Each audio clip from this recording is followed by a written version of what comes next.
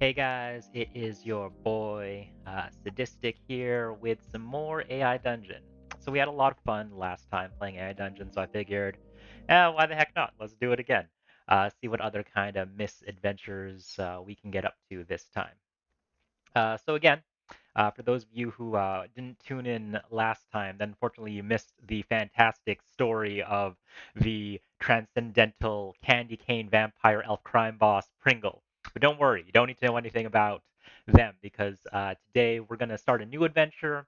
Again, when we're doing these AI dungeon runs, I love getting suggestions from the audience. If you guys have ideas for things, I'll ask you and just, well, let's see what kind of crazy adventure we can get up to going through this whole thing. So for those of you who don't know anything about AI Dungeon, basically what AI Dungeon is, it's kind of like those old school text-based adventure games. Exactly, adventure. So it's like those old school text-based adventure games where you don't have like actual like graphics or anything like that. Basically, the story is all in text-based. So all you are told is what is described to you, and then the way that you do actions is you basically type in what you do. So let's say you are given the area of like a forest. So while you're in the forest, maybe you'll want to do something like chop down a tree or something like that. The thing that makes AI Dungeon so interesting is that everything is procedurally generated by an AI. So every action that we make is going to be based off of whatever machine learning this AI has learned over time from other people doing adventures, and it just gets to all kinds of hectic, crazy fun. So we're gonna hop into a new game right here. Okay, let's go to a new prompt. Uh, what are we doing this time? Are we doing fantasy? We doing mystery, apocalyptic, zombies, cyberpunk? Halloween. I mean, we did Christmas last time. I'm kind of tempted to do Halloween. I don't know. What do you folks think? What kind of adventure are we hopping into today?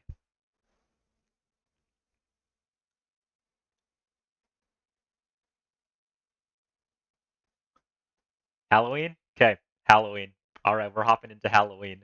Let's keep this holiday theme going. All right, so Halloween. Okay, it was a dark and stormy night. Are we alone? The room haunted. Note Halloween night. I don't know. What are what are we feeling? Every single time I see the word "the room," all I can think of is that Tommy Wiseau movie. I did not hit her. I did not. Oh, hi, Mark. Um, I don't know. What are we feeling? I feel like we could just go Halloween night because that's just like the typical thing. Dark and stormy. I mean, dark and stormy could be good. I feel like dark and stormy might get steamy. Should we do it? I I I mean, yeah. Let's see what just like exactly just like Christmas. All right, it was dark and stormy then. So AI is generating the story. It was a dark and stormy night. But now it's sunny and bright. And who's that sitting at your table? I don't know. Let's find out who's sitting at the table. Inspect my surroundings. I mean, it could be Pringle, but I don't know if it is. You inspect your surroundings. You sit on a wooden bench outside a small country cafe. The cafe is quaint and decorated with wooden furniture, a large pot of flowers, and several old photos of mountains and lake shores. No, that dark and stormy night did not last long. Yeah, it was all like dark and stormy night. Eh. So, what are we doing today on this very sunny and bright day that was a dark and stormy night on Halloween?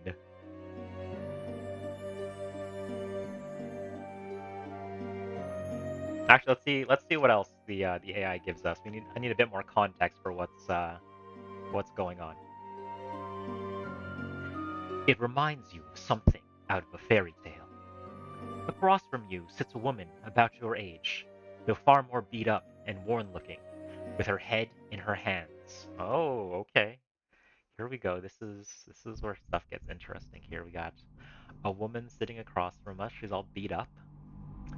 heads in our hands. What are we doing with this woman? What are we? I mean, I feel like we should ask her what's wrong.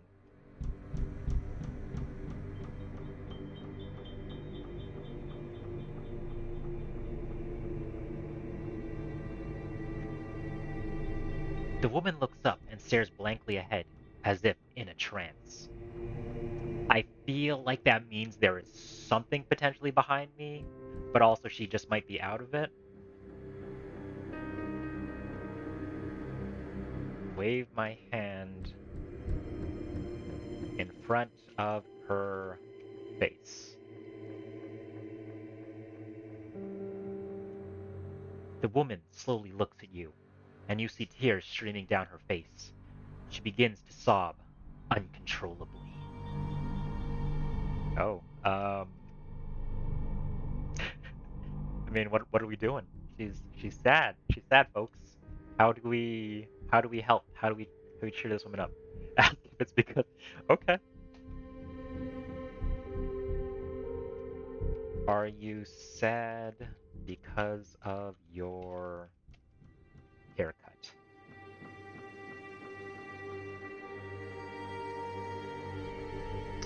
The woman looks at her short hair in confusion.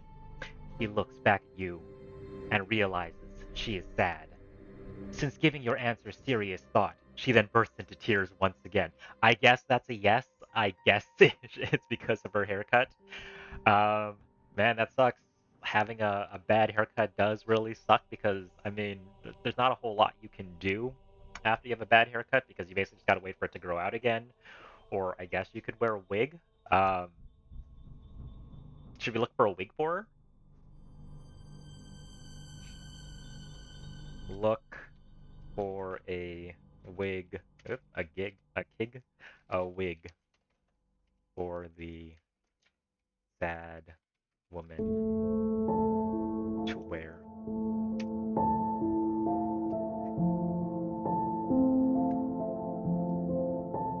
Ooh, that audio is really loud. Just let me just turn down some of the music that's like blaring out from it. You look for a wig for this sad woman to wear. You find a couple wigs laying on a table. One is brown and the other is blonde. You pick up the blonde one. Okay, okay. I see what our character's preference is. Give woman the blonde wig.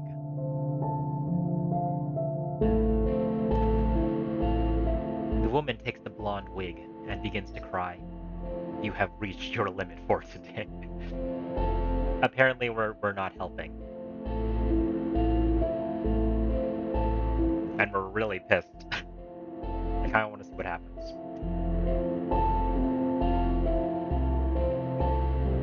You decide to go home and let your mom decide what you should work on.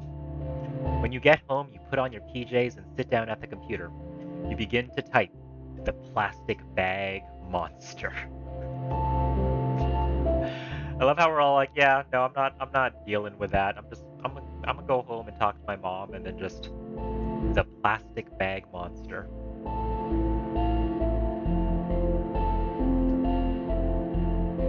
I guess we continue typing.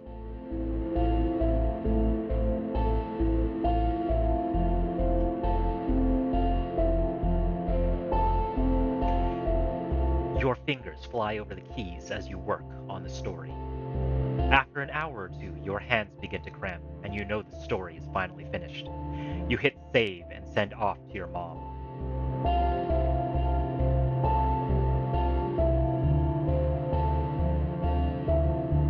Ask mom what she thinks of the story.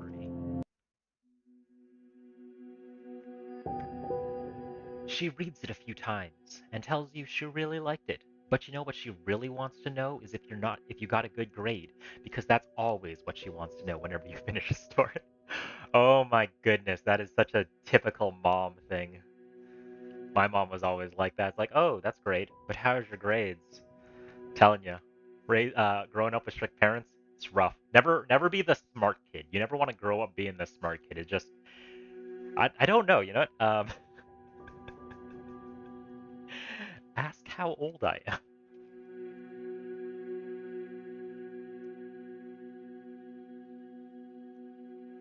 She tells you that you are 10 and goes on to tell you that she is interested in reading more of your work when you finish them. I'm 10. There's your answer. I am 10. I'm a 10-year-old who was trying to comfort a sad woman by offering her a blonde wig, and when I figured that that was not good enough, I went home to type a story called The Plastic Bag Monster for my mother, and now I'm here. So I'm a child. The AI now knows that I am a child. Uh, okay. So my, looks like mom liked the story. She was also 10. I mean, she could have also been 10. That's a distinct possibility. Although I feel like because they describe them as a woman, I feel like they're probably older than 10. Mom, what else you got to say to me? Do you have anything else? Any other words of encouragement? Oh, that's true. Around my age. You're right. You're right. So it was a 10-year-old woman that was upset about her bad haircut.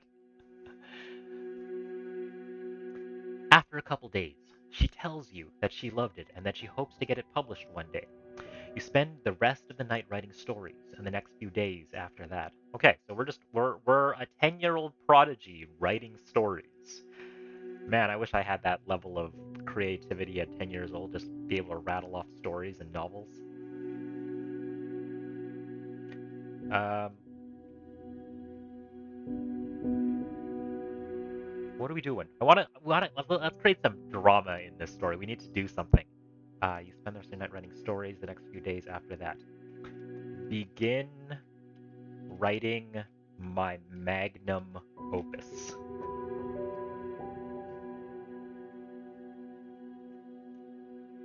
I don't think it would remember who Jeep is, but I mean, I can certainly try. You begin typing the story you've been working on for months. By the time you're finished, your hands and wrists are covered with bruises.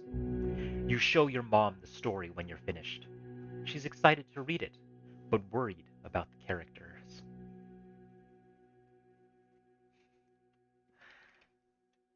Tell her about the monster. Let's introduce Jeep. Apparently super hard if I'm bruising my hands. I'm just smacking the keyboard with my hands. That's how I type, obviously. I mean, I'm a 10-year-old. I don't think they have proper keyboarding done at that point. I'm pretty sure if I remember school, computers had just become a thing because I'm old. But I feel like we were still using all the right types to just kind of figure out how to type the A and S button interchangeably. So I mean, let's tell her about the monster named Jeep. Okay, we're bringing back Jeep. We're bringing back Jeep. She tells you that Jeep is old and has been living in the forest for as long as anyone could remember. I mean, that checks out. That does check out if we're talking about Jeep.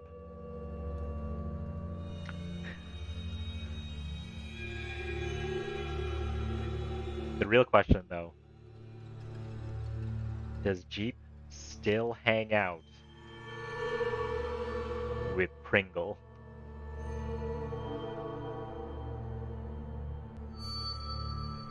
She tells you that Jeep no longer hangs out with a boy named Pringle, but rather a creepy man who takes the children that live in the area.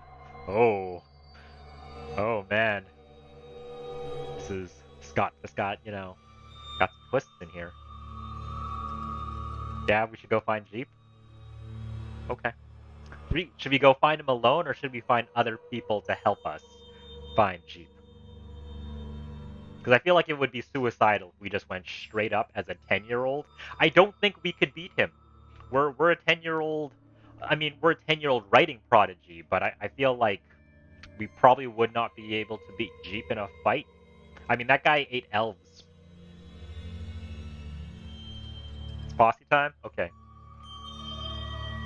Gather my friends together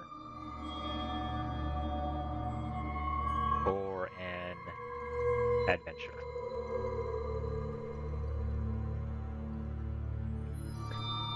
You plan your big forest expedition. For a whole week, you practice walking in the woods to perfect the act. You pick the day and time and meet at the edge of Jeep's territory at night. Why did we go at night? Like, that's so stupid. We're a 10-year-old kid, so I guess that checks out. We're kind of dumb. I mean, you know what? We should inspect our equipment at least. We need to know what we're going in. We need to go what we're going into this whole excursion with.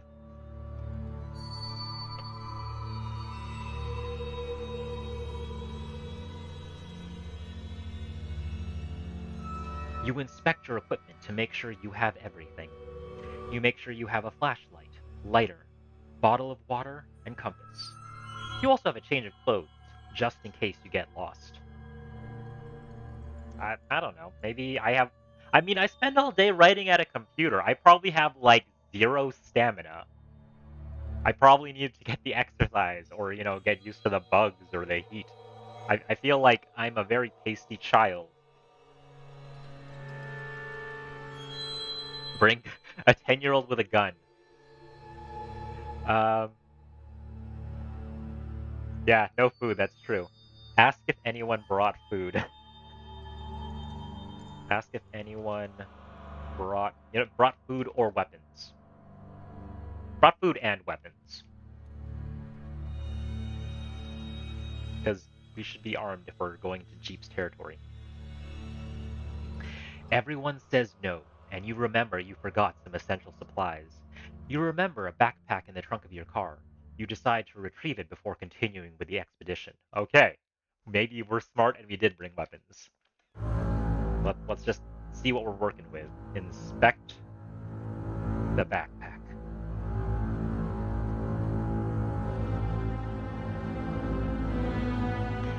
You open the trunk and look inside. Apparently I'm a 10-year-old who drives. I don't know, maybe our mom dropped us off and she's like hanging out. You open the trunk and look inside. You see the backpack against the back wall of the trunk. It's in pretty good condition, especially for being abandoned. You undo the webbing and open it. Or maybe it was an abandoned car, I guess, that we found? I mean, with this context, hard to say.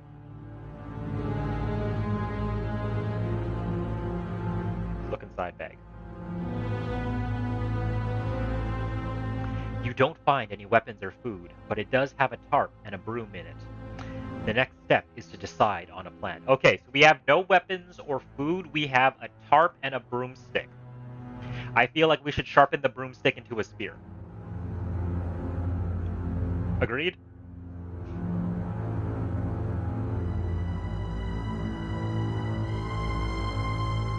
I'm going to sharpen the broomstick into a spear.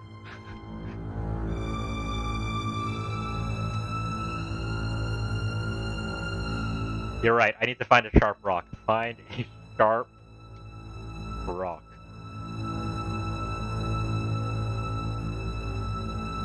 Oh, apparently we armed ourselves with a sharp rock and we're still like, hey, we're good. We're going in now. You follow the dirt road for about 5 minutes until you come across his house. It's an old, abandoned farmhouse. I'm gonna sharpen the broomstick with the pointy rock, with the sharp rock now. That's true, pointy rocks don't lie. Sharpen the broomstick into a spear with the rock.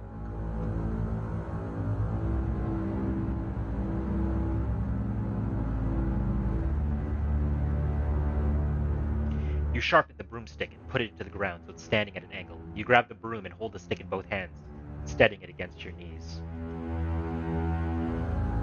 Hold on, I gotta arm myself with a ranged weapon first of all.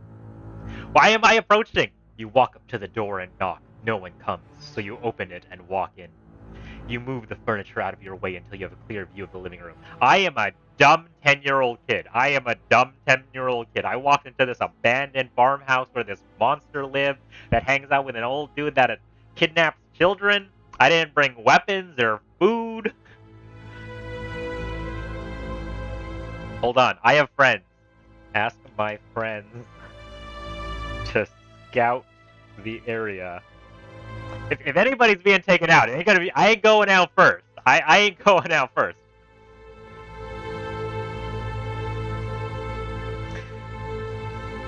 They crawl around on the ground, moving through the grass and underbrush. You crouch down and crawl around it too. One of them stops and points over your shoulder. There's a shed over there.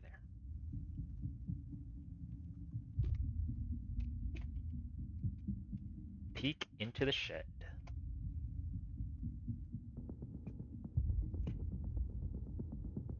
You see a bunch of stuff in the shed, including a pitchfork, a moped, a chainsaw, and a creepy smile with a blood-stained mouth. You crawl over to it and take a look inside. I'm I'm sorry, is there a creepy smile on the other side of the wherever I was peeking in?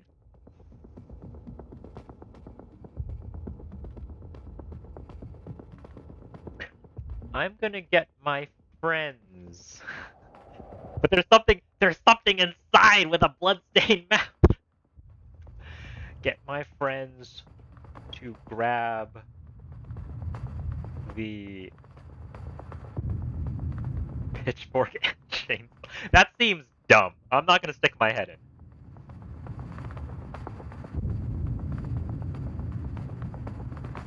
They crawl around the shed on their bellies, fingering through the items. You see them pick up a rotisserie chicken and some leather doctor scrubs. That was not what I asked for. I don't even know where they found a rotisserie chicken and leather doctor scrubs. I mean, why is there a chicken? Like, hold on. I need the chainsaw. If I'm getting taken out, I'm gonna at least.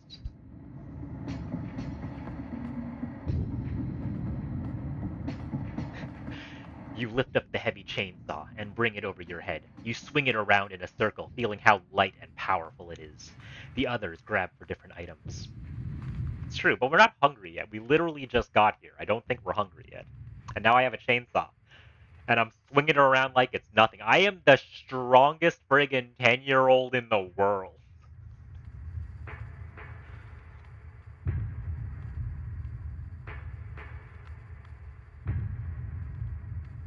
I kind of wanted to see what that bloodstained mouth is all about.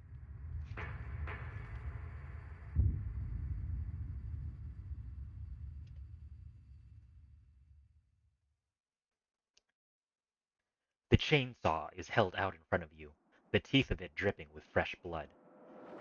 The others had better luck. Don't know what that's supposed to imply.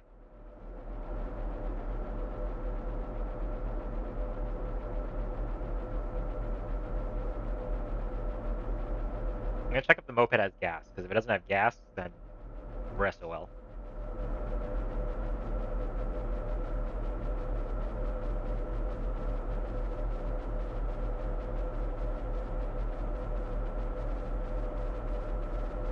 The moped has gas in it, but that's about all it has going for it.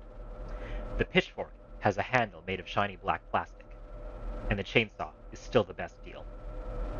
I don't have anything to put the gas in.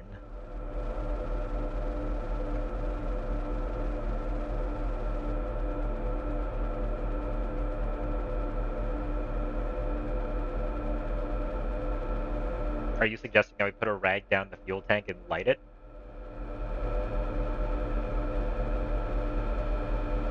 I'm gonna look for a jerry can first. I want to make this. I want to see if this is because if we can just siphon out the gas, then at least we'll have a mobile, firebomb potentially, or gas, which is still flammable.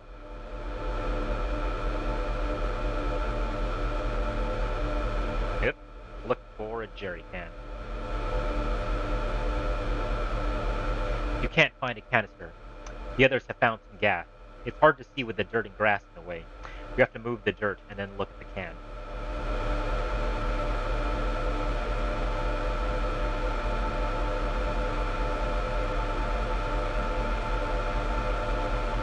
Okay, let's look for a rag.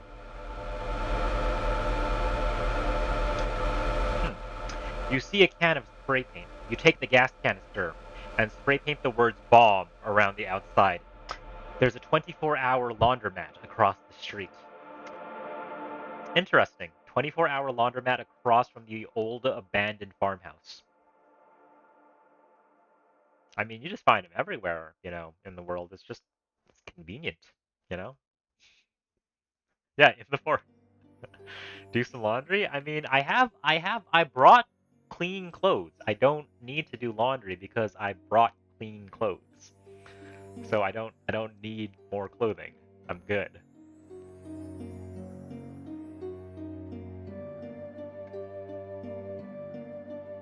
Get dirty and then clean it. I mean, we have to do stuff. We wash it anyway. We gotta find Jeep. That's why we're here. We're trying to find Jeep.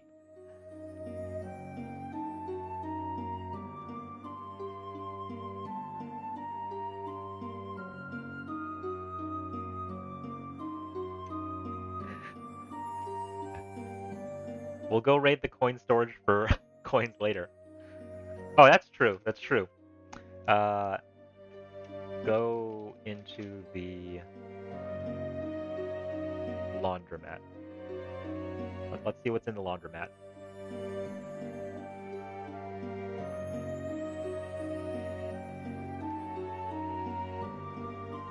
You see three washers and a dryer there. The sound of a running dryer distracts you. You look around as people enter the laundromat. You hear one say, "What do they say?" "Oh no! Please, no!" You see them stop and stare in your direction. The words bomb appear on the wall. You drop the gas can and run out of the room. I think I was trying to destroy the laundromat. I I might have been trying to commit some domestic terrorism right there. Or arson at the very least.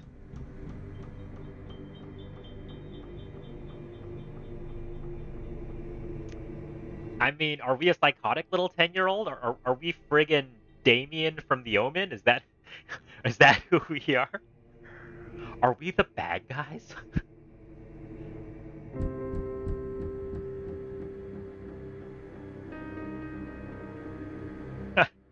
I mean, I guess so. All right, go back for the gas can.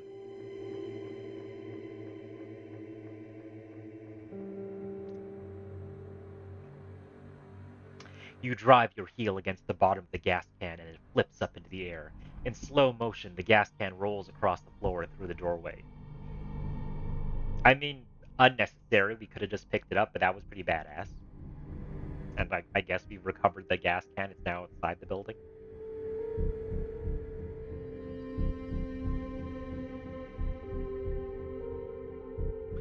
You inspect the parking lot.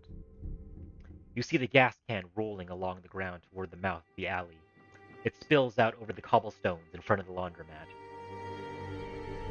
Oh, there's an alley now. In the woods, across from the abandoned farmhouse. This forest is very urban. It's very urban.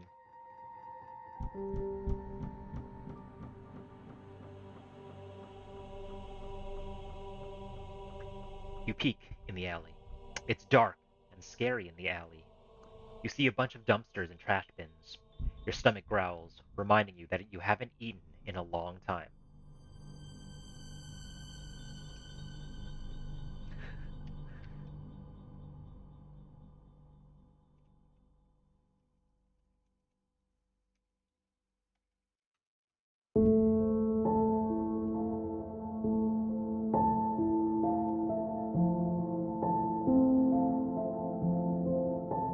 You open the gas can and pour some of the gasoline over the chicken carcasses.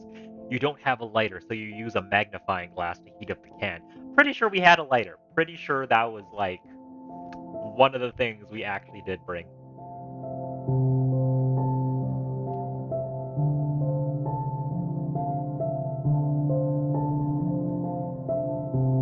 Apparently, I also had a match, so we're just doing that now. You drop a match on the pile, and the whole place explodes. You run out of the building with your arms over your head. Ah! You scream. Cool, cool. Okay, we blew up the laundromat, I guess?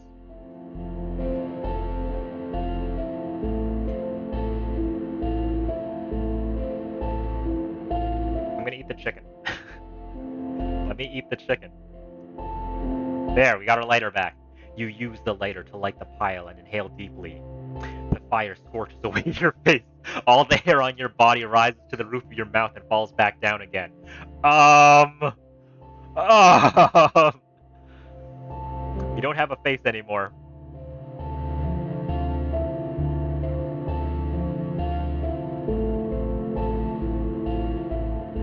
Oh my god, were we Jeep the whole time?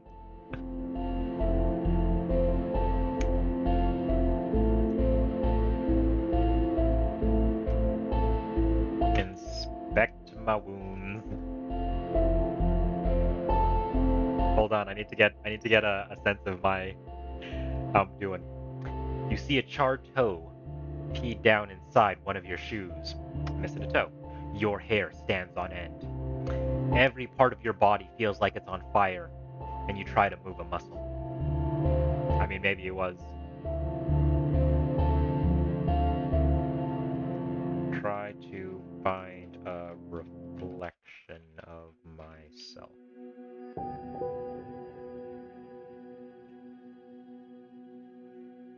You see a blurry image in the window. You can barely make out your charred face in the steamy reflection. You drop to your knees and wipe away a slimy strand of snot from your face. Well, we're all kinds of messed up. We're all kinds of messed up. Ask friends for help. I don't know. I'm gonna ask them. You can't find your friends. It's really dark in the alley. Well, they're not around. It's just us with our horribly scarred face. So, what are we doing?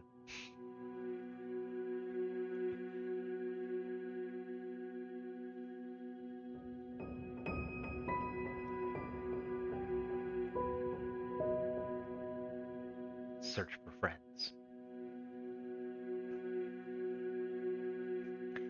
You run out of the alley and call out. Is anyone there? Your voice comes back to you in the form of a ghostly echo. You begin to cough and choke on the smoke.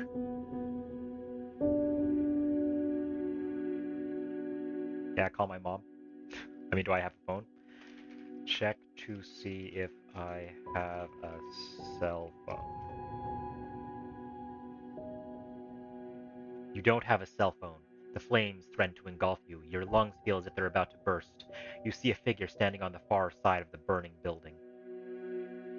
Let's probably get out of the building before we die. Get out of the smoke.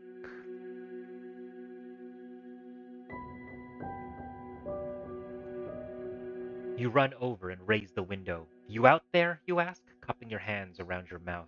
A dark, eerie laugh comes back to you through the black night. Someone's taunting us out there. It's cheap. Or the old man who abducts children. It's one of the two, though, for sure.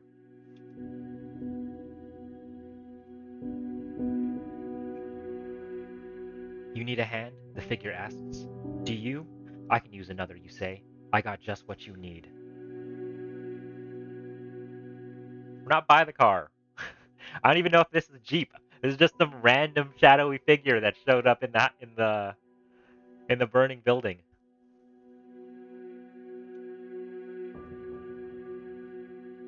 What do you have?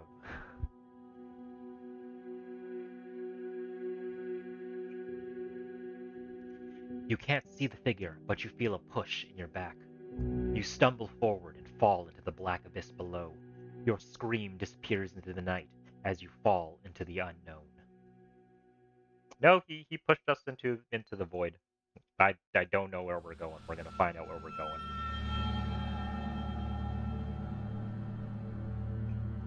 The fall seems to go on forever as your body is whipped back and forth. Finally, you smash into the cobblestone street several feet below. Ow.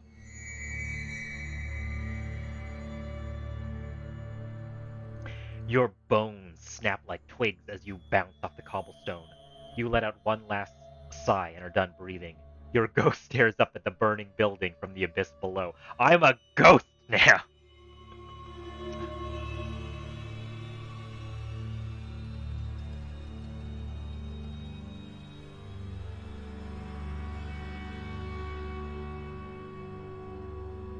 fly. We're a ghost, right? We should be able to fly.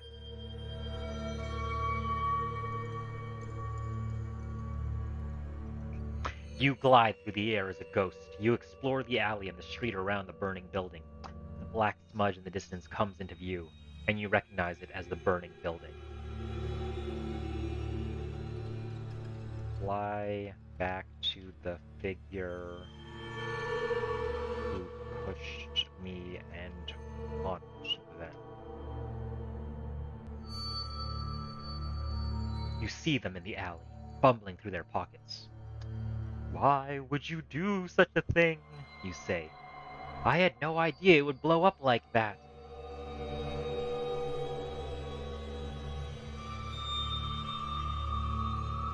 You hear a crunch beneath your ghostly footsteps. You lift it up higher and watch the poor soul rise on the ground, crushed by your steps.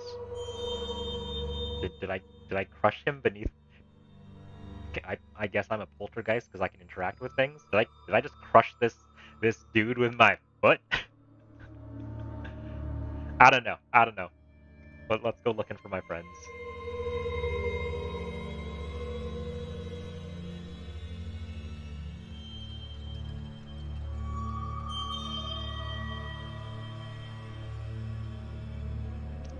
You see a woman rolling on the ground in pain. You hear her softly whispering or whimpering. You glide over and hover over her, but don't touch.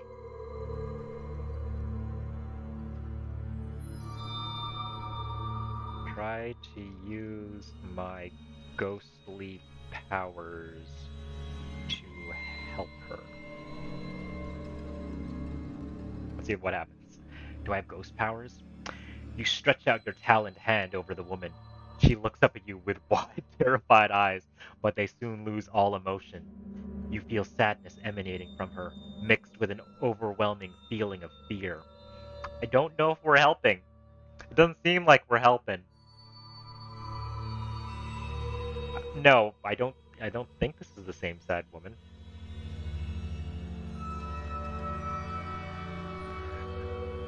Wait, I want to see where this goes before we do anything too drastic. You would normally leave someone in that state, but you're already haunting them. You push your power into her body, making her shrink down to a small, helpless child. Yo, we can cause reverse aging. What up?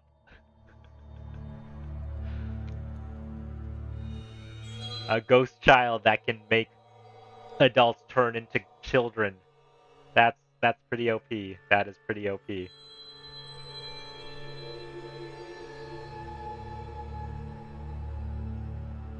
Leave her be and try to contact my mother.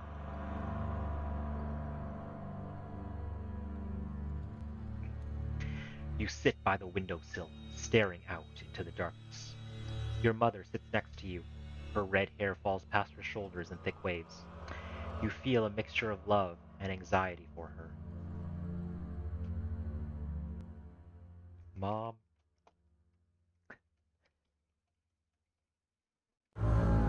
there's been an incident.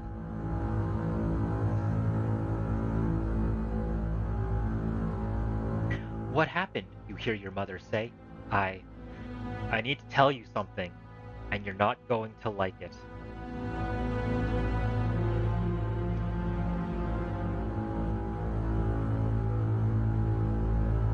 Don't say something to shock me or try to scare me, just tell me. You lean your head against the windowsill. Your hair cascades down and partially covers your eyes.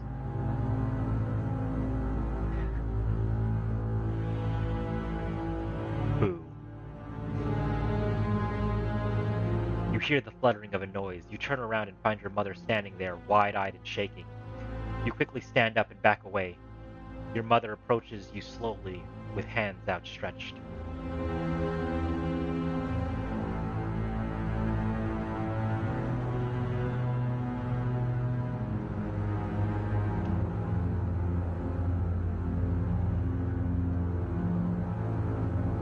Try and hug her.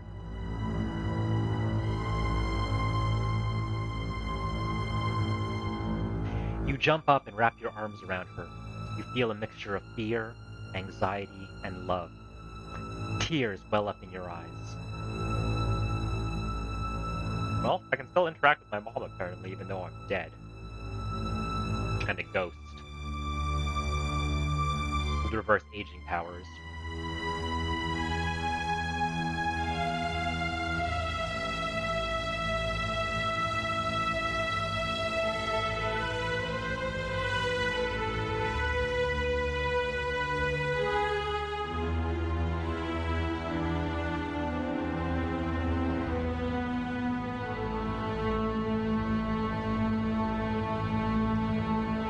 I don't know, let's find out.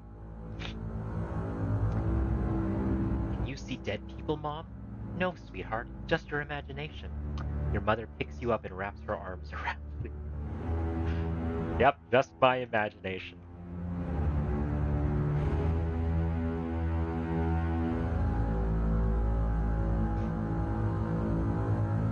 Do you want to tell me what happened? She asks. The ghost of a girl who fell from the burning building appeared, and I helped her.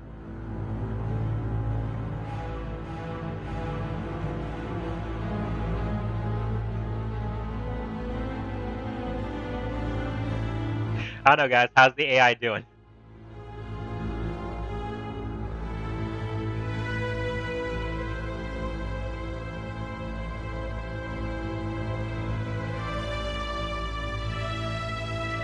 Pretty good?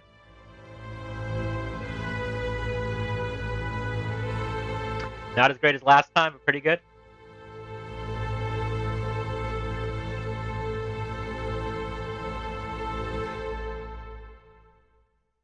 Okay, we'll go pretty good. We'll go pretty good. Your mother hugs you tighter. No more ghost stories, she says. You nod in response. Promise? I promise.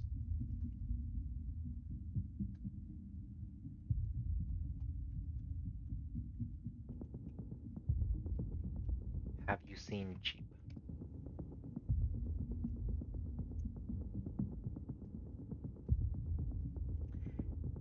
Do you remember when I had that car accident? A police officer told me his name was Jeep. Whenever I see a police officer, I ask him if they are Jeep. So Jeep was also a police officer. The mystery deepens.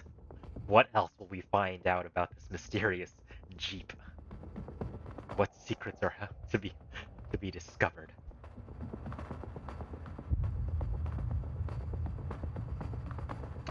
Yeah, I do remember.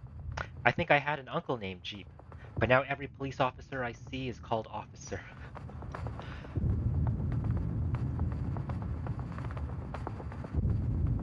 Okay.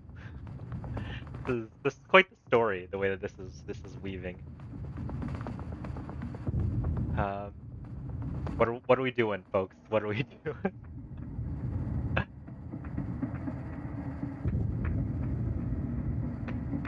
Also, am I not a ghost anymore?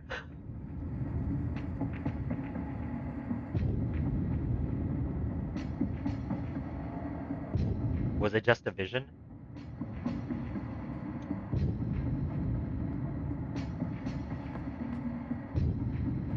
Like none of it was actually real?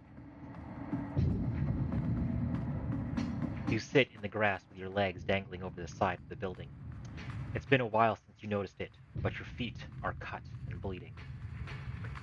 Am I still a ghost? Check if you are still a ghost.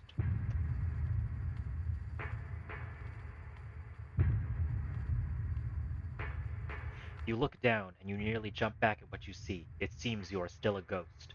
A pale, weak one at that. Apparently I'm a weak ghost, despite the fact that I can fly and reverse age people. I'm a weak ghost. So we still got our ghost powers though. So, that's pretty legit. It's pretty solid. We can still reverse age people, still fly. I think it's time to go looking for Jeep again. It's at the bottom of the void where I got pushed. You walk through the alleyways, head down and contemplating the future. You don't see how you can return to your old life. I'll agree, because we're dead. You definitely are not getting back to your old future or to your old life when you die. It's just not a thing that's gonna happen.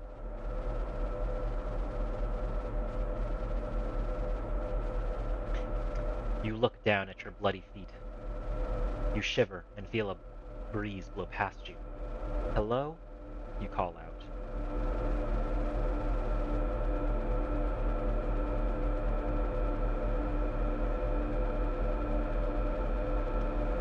You inspect the area.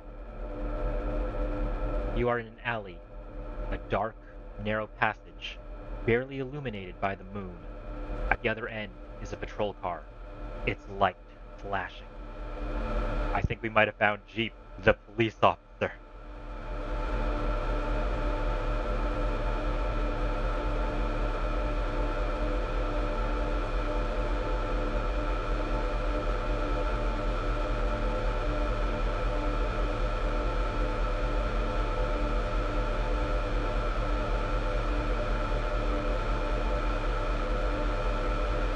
You walk forward and crouch behind the patrol car.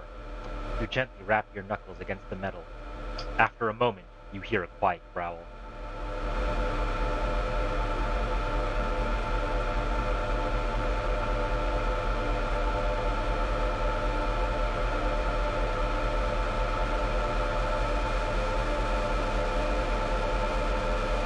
You inspect the patrol car. You walk up to the police car. You turn the knob and open the door. The interior of the car is dark. A growl is heard, and you jump back.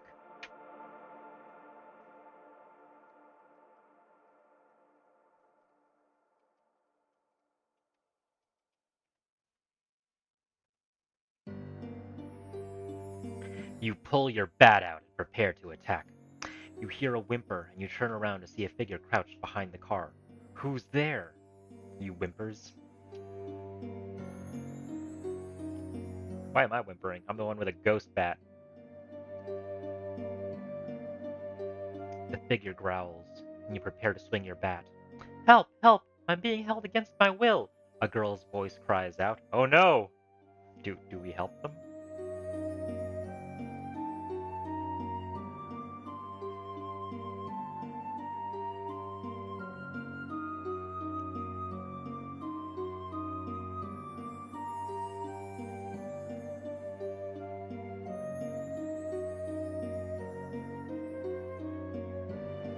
You run to the back of the patrol car and see a girl in the back of the police car. She's handcuffed and dressed in a long dress.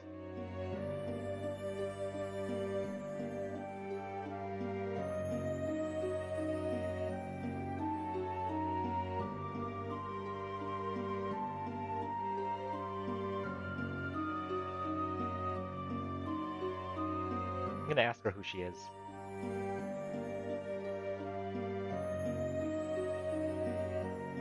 Who are you?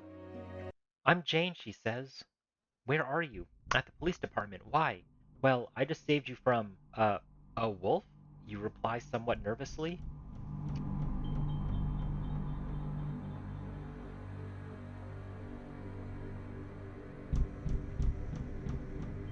Why are you handcuffed? There are questions to ask.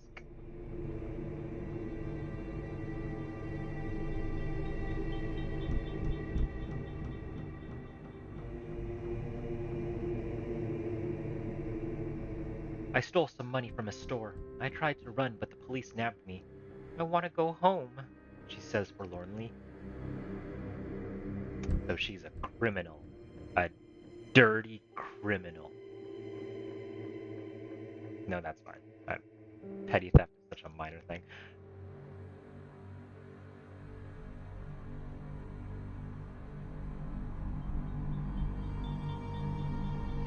Are you suggesting that I rob this girl that's handcuffed in the back of a police cruiser?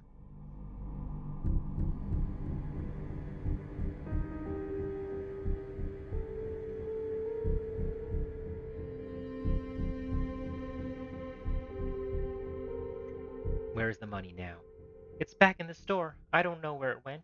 Do you remember what happened? I remember being in the store and then nothing.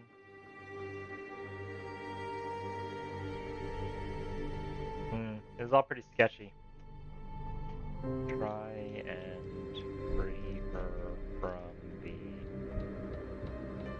handcuffs. That's a good question, yeah. Why aren't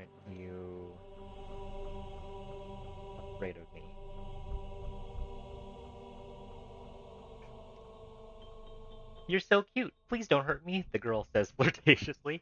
What's your name? You ask almost reflexively. Holly? I'm a dumb 10-year-old boy who doesn't understand how girls work. Also, I'm cute apparently. This wailing, deathly child with bloody feet, you know.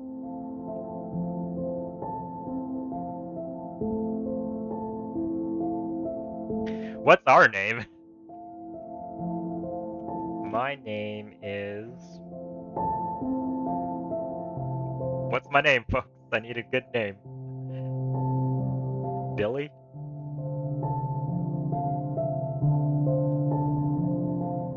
I mean, we could go with Billy.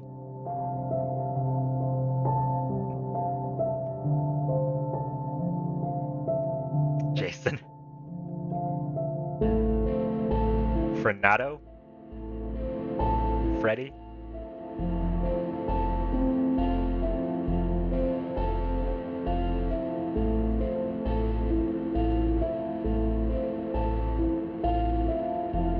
I mean, my name is Billy Jason Frenato.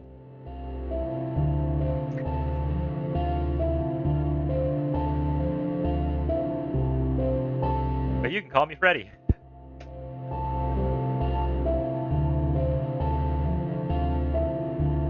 I'm gonna call you Freddy because you're so sweet. You pull out your bat and gently swing it into the back of her head. She slumps over. I have to go. Oh my god! Did we just kill this girl? What the heck? That was so messed up.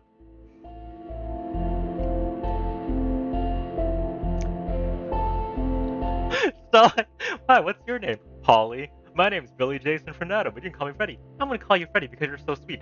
Whack! Just boom. Demolished. I'm gonna check on her.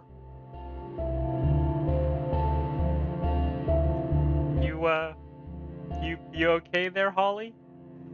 You hold the bloody bat as you stare at the lifeless body of the young girl. You push her long red hair out of her eyes. She's so pretty. I am a psychopath. I am a psychopath. I mean, I guess I should have expected that when we tried to commit arson.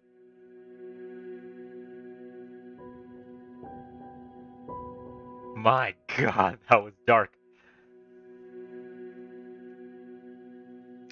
So what what are we doing, folks? We have the body of a girl we just bludgeoned to death.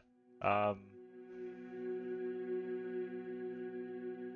I'm not gonna wear her face. I'm gonna draw the line right there.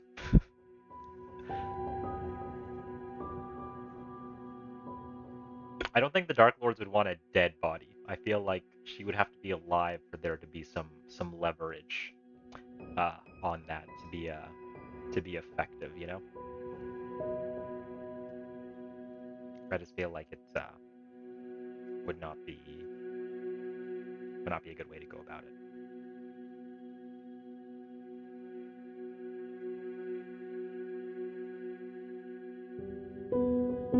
I mean, I didn't ask, but I'm assuming as, you know, as a 10-year-old ghost child that's a psychopath that the Dark Lords don't want her body. But you know what? You're right. I should ask the Dark Lords. Ask the Dark Lords if they will accept the body so I can return to the realm of the living.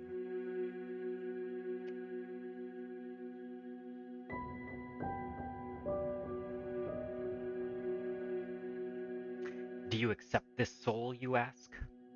Or you walk up to the darkness. Do you accept this soul, you ask? We will take it under consideration. Okay, well, that's all I wanted. So it doesn't seem like it's a hard yes. They will consider it. So potentially later on, I might come back to life by the blessing of the Dark Lords. But there is nothing that is guaranteed. as of yet.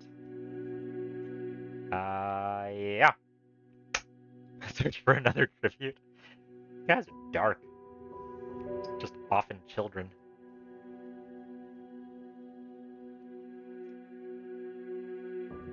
Hold on. I'm gonna try to speak to Holly's spirit first of all.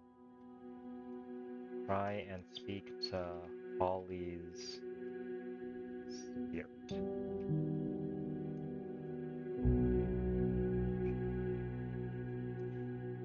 You look around for a spirit to talk to, but there is none. That was it? She asks. You killed me? I mean, I don't know why I did it. I'm obviously really messed up in the head.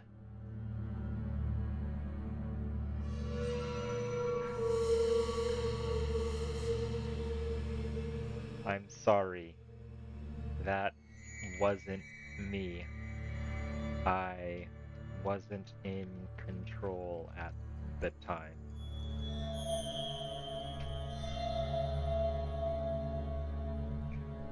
How can I trust you? Are you going to do this to me again? No, you reply. What did you do to the girl? She asks. Which girl? Is there another girl?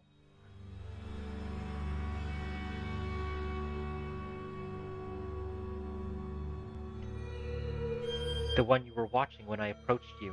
I gave her to the Dark Lord so they can decide if she is a worthy sacrifice. She seems to think about this for a moment. Oh, there's somebody else here.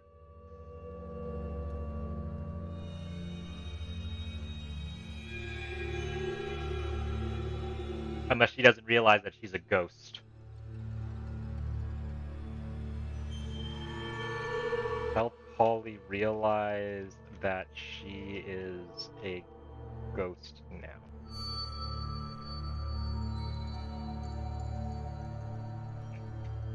Holly, you're dead. You need to accept that. Then you can move on. She looks down a bit. that's, that's clearly how you handle passing on the news to someone that they're dead. She's like, you're dead. You need to accept that. Just and then move on, you know? Sometimes things are alive and then they're not. And you just gotta live with it.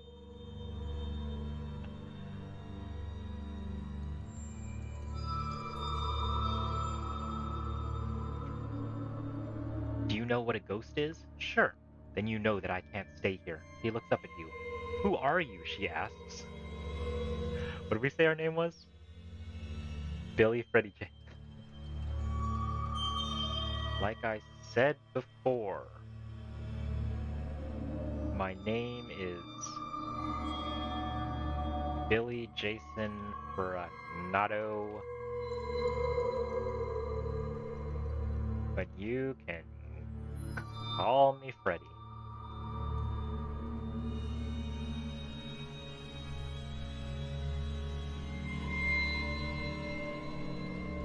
Why are you so nice to me? I don't have many friends, so if I can help one person in my entire life, it's me. I like that. It's not even that I want to help her. It's literally I just want to help me. I am a psychopath. I am a terrible little child.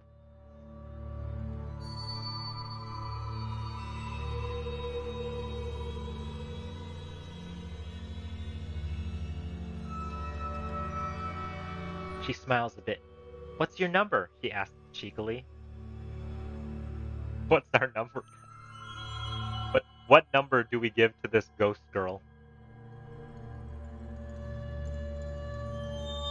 10?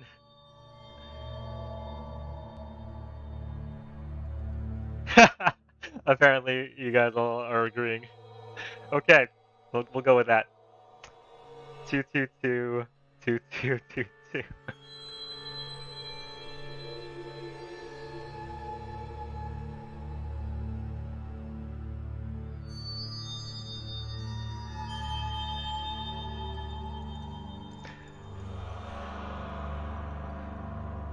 I mean, it might be a ghost dating simulator now. I don't know. The eerie music says otherwise, but well, hard to say.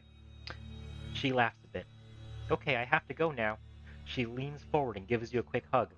You take a step back from disgust. Ugh! Ugh, I can't believe she would hug me. Girls have Cooties, they're gross. Ugh.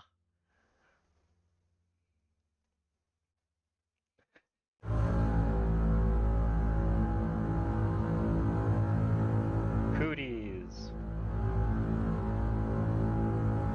You yell. And you run away.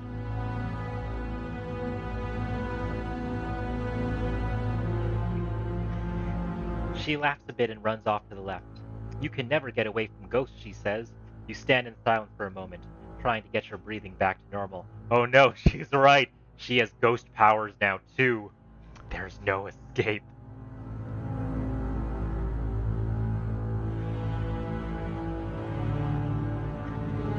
So yeah, I guess this is Ghost Dating Simulator now. Just two ghosts hanging out, giving numbers.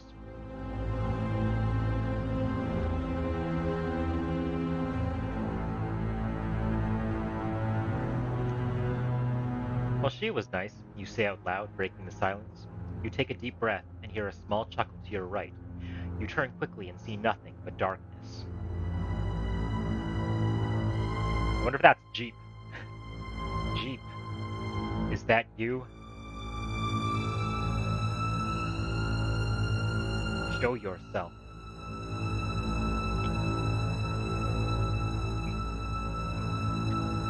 Again, you hear a small chuckle. Maybe later, kid. You begin walking back home. Looks like Jeep did not want to come out. Jeep did not want to come out.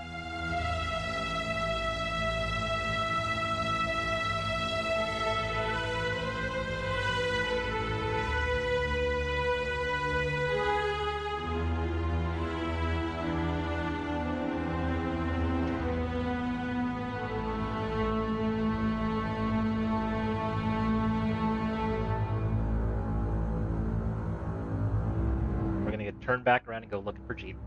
Going back. Not letting it end this way. You walk back around the corner and call for Jeep. The cold air hits you in the face, and the moon illuminates your surroundings better than any flashlight would.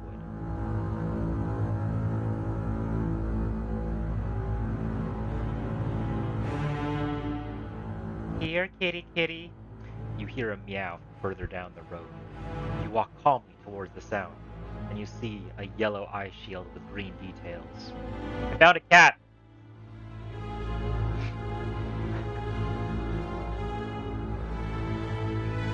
I think I know which cat this is.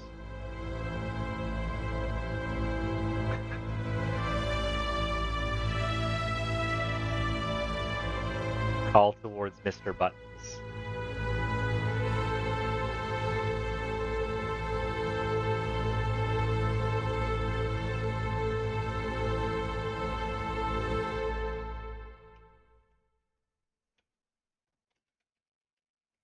Hello, friend. Have you seen Jeep around here?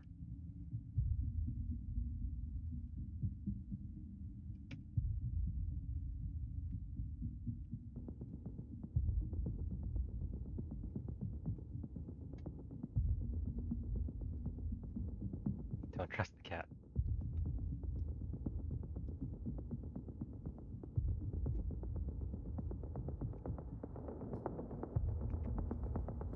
No, I haven't seen a cat around here. Oh, Mr. Buttons isn't a cat. No, I haven't seen a cat around here. You walk over to Mr. Buttons and see what he's talking about. Sure enough, there is no sign of Jeep. No, that's not the cat talking. That's some random person.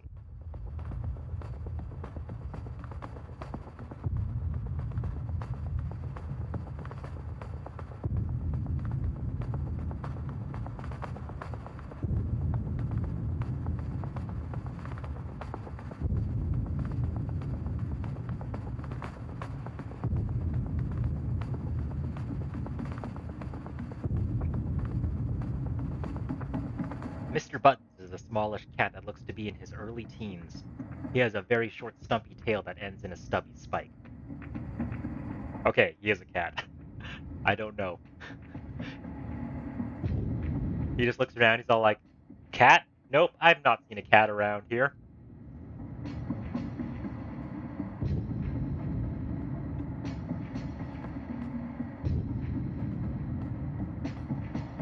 Yeah, scare the cat.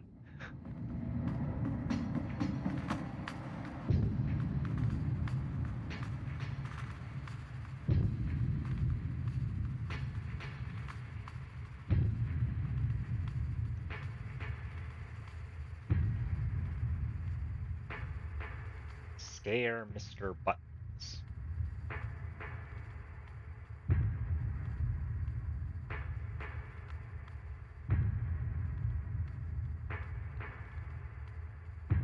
You pull your hands back as far as they can go and scream as loud as you can. Mr. Buttons yells in pain and covers his ears. Get away, he meows. He's just going, "Meow, meow, meow, meow." He's just screaming. Clearly what he's doing. Clearly what he's doing.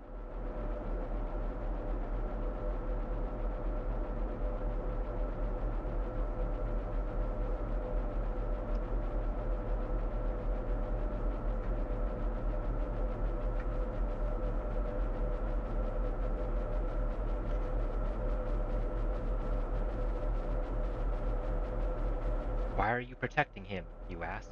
He saved my life. Now leave me alone. I can help you get out of this collar, but you have to tell me what happened. Who's the second person that we're talking to?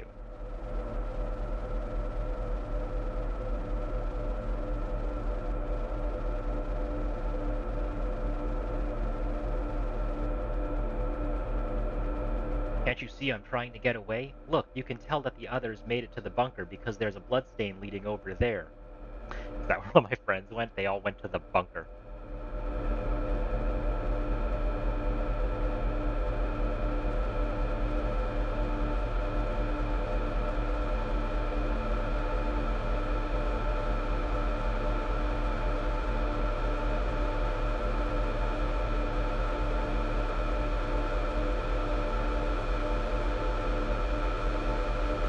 The bloodstain leads up to the corner of the wall and is the perfect size for a person to squeeze through. You follow the bloodstain until you see a door which is about 10 centimeters, which is open about 10 centimeters.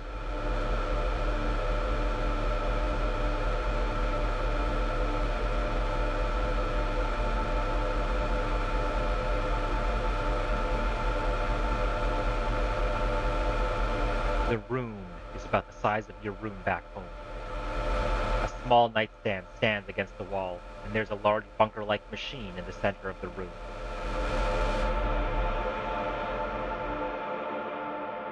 Send in Mr. Buttons. Mr. Buttons walks inside, sniffing the air. There are bodies in here. Of course. Who else would be in here, you say? I mean, yeah, that checks out, Mr. Buttons.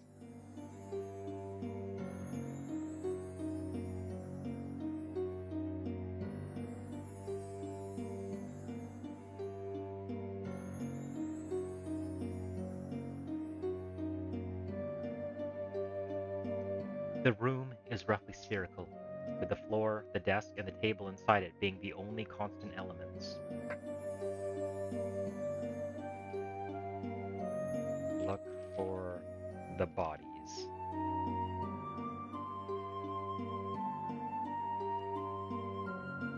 As soon as you spot the first body, you see a second, and then a third.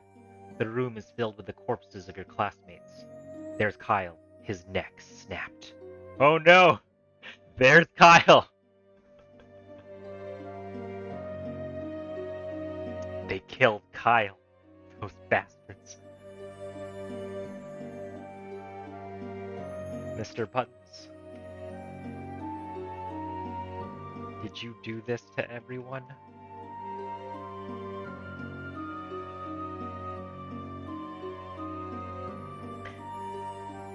I did no such thing.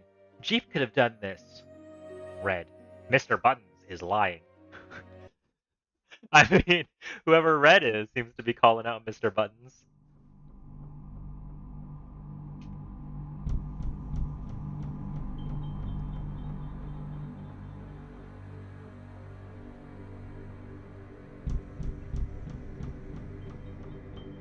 Mr. Buttons looks around, spots you, and points at you. He did. Mr. Buttons gets in your face and stares at you with his tiny little eyes.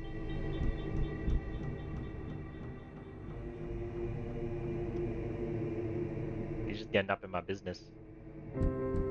His pupils are vertical, like the opening to a black hole. Mr. Buttons, I think you need to calm down.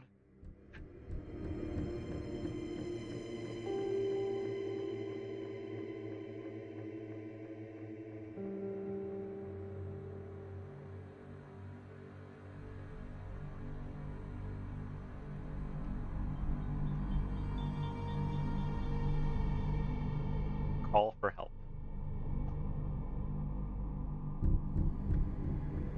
Help! Help! I'm being attacked by a killer cat, you scream.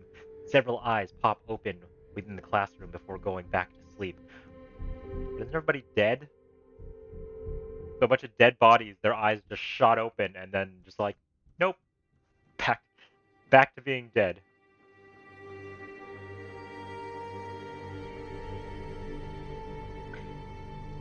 You wince as you notice several flashlights turn on, illuminating the room. What's going on? Asks the young man staring blankly at you. Get away from him!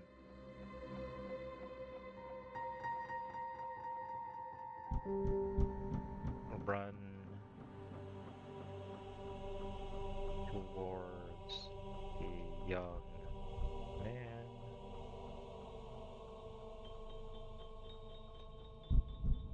Away from Mr. Buttons.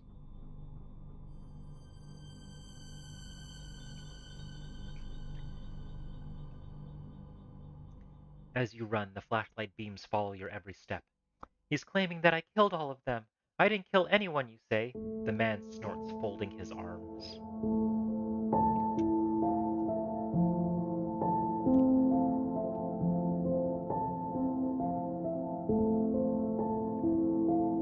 Who are you? The man shrugs, tossing the ball against the wall. Just a guy. What's it to ya? What's your name, you ask, terrified. Stop it. I want to know your name. Julian. Why are you so scared? You're going to tell everyone I'm a murderer, you say? No, I won't. Good. Better not tell anyone I'm a murderer. I'm gonna be the cat. It's all that cat's fault.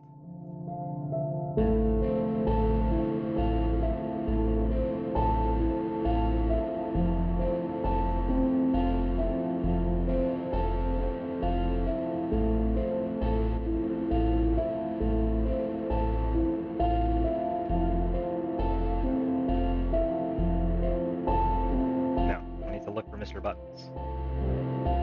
Look to see where Mr. Buttons has gone.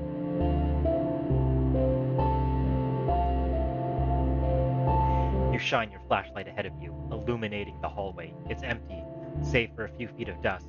That way, says Julian. Gotta find Mr. Buttons. It's risky. The creeper could attack us from behind, you say. The other paths are safer. What happens if the person comes to and attacks us in our sleep? I mean, I guess if he attacks us in our sleep, we're screwed. Really? Be safe? Okay. Well, I guess we'll be safe then, won't we? All right, I'll go with this guy. He seems trustworthy, says Julian.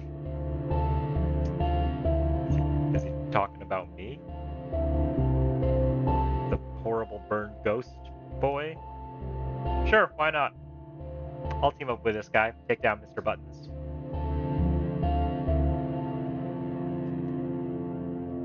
Go hunt down Mr. Buttons with Julian. I'm pretty sure I'm still a ghost. In fact, let's use my ghost powers and go hunt down Mr. Buttons with Julian.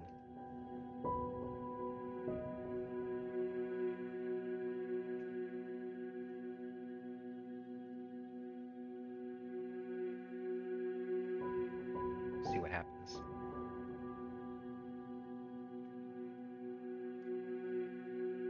You close your eyes and creep around the room with a newfound ease. You try to ignore the deceased eyes watching you. You finally spot Mr. Buttons hiding behind the teacher's desk. Found him.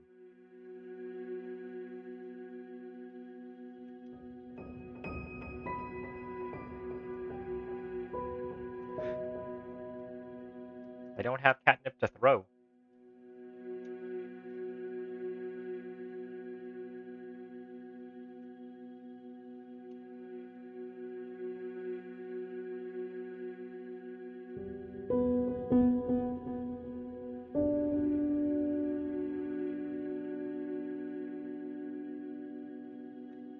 He looks up at you, baring his teeth.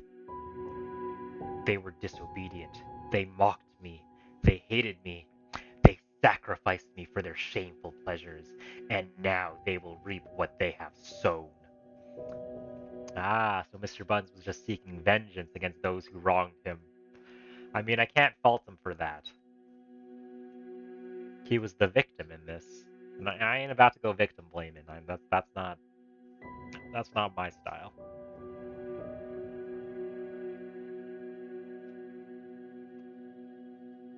I'm sorry. I didn't know.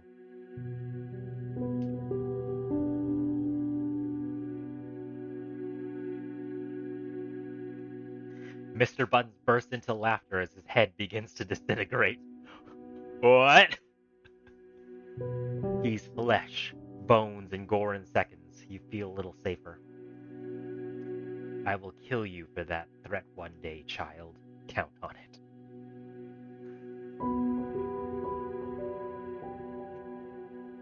Well, exit stage right then, Mr. Buttons. Apparently he's gonna come for me someday.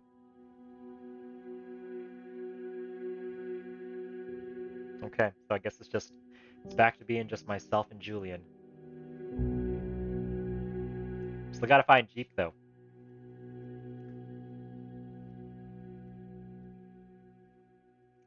Apparently Mr. Buns is a much fiercer ghost than I am. But I mean, you see what kind of havoc Mr. Buns is causing? It makes sense.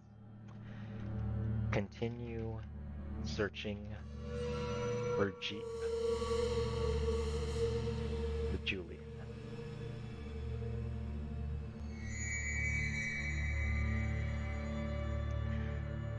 I'm not going back there.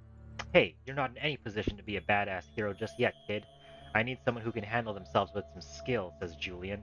Hey, display my clearly awesome ghost powers to Julian.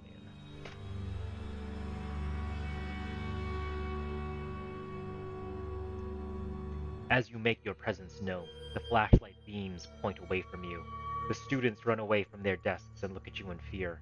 The entire room is silent as you walk towards Jeep. Oh, Jeep showed up. Found him.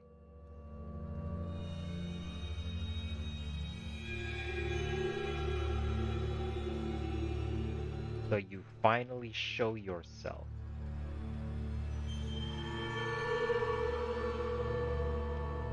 I've been wanting to meet you for a long time, Jeep.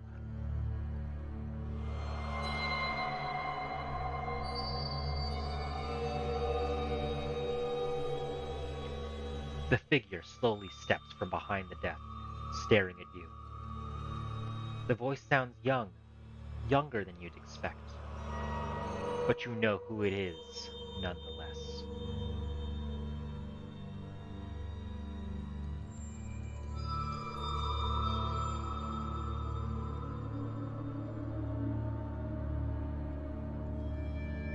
This is all your fault. My dying and becoming a ghost.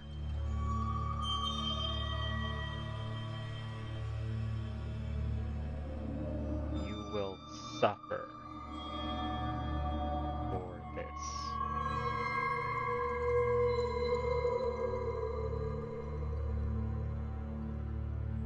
I don't know if he can fix it. I did not kill you. Your friends did. You're not even real, he says, his voice changing from a child to an older one. Oh, oh, what? What is a plot twist? I was murdered by one of my friends? No, that's impossible. That can't be true. My friends would never have killed me.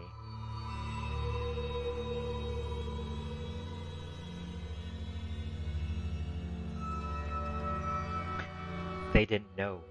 They didn't know I was real. How could they not have known? But I knew. I knew what they were planning. I couldn't let it happen. I loved them too much.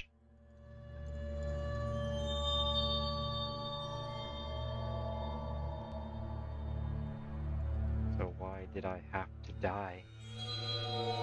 Getting some drama here, folks. There's some drama.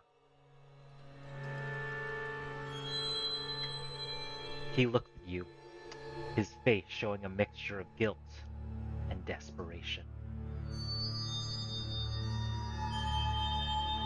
Because you had to.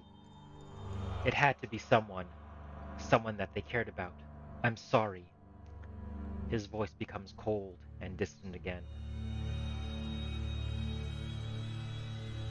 What were my friends planning?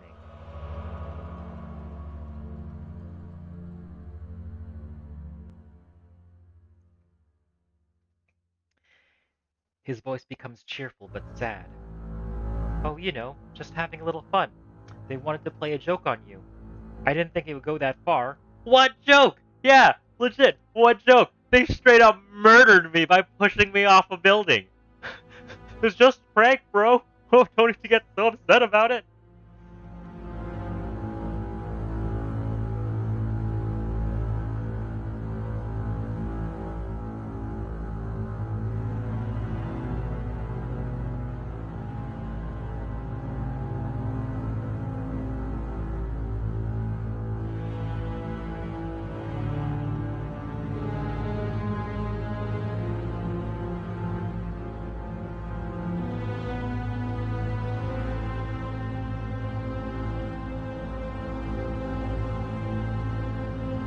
It's not important.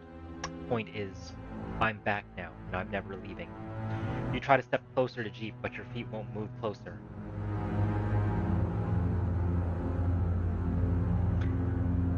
It's only been a year. Aren't you happy to see me? You look at Jeep's face, and it becomes clear to you. This is his revenge. Oh man, did I wrong Jeep in some way?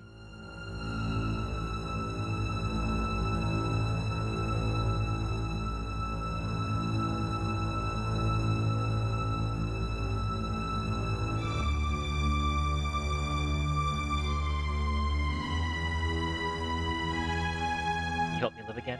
No, he says simply. You've got to hold on to the chance of redemption. It's not much, but it's the only chance you've got. The words sink in for a moment.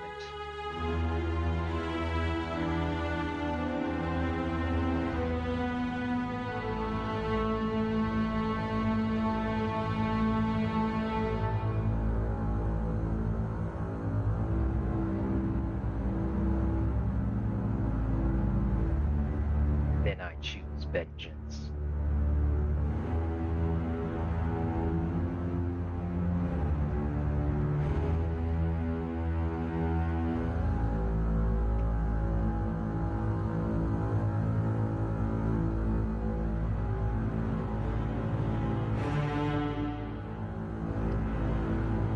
You'll regret that. You whack the bat into his legs, but they don't give way. You're not strong enough to take him down. Too strong. Jeep's too tough. Bat's not working.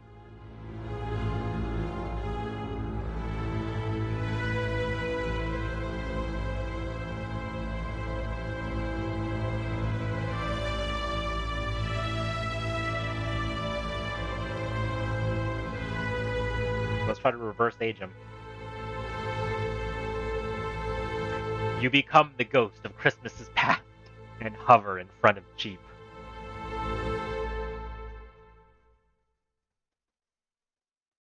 Will you be my friend? You ask in a small voice. He stares back with sad eyes and nods slowly. You feel yourself being lifted off the ground. Thank you. Not what I was expecting to happen.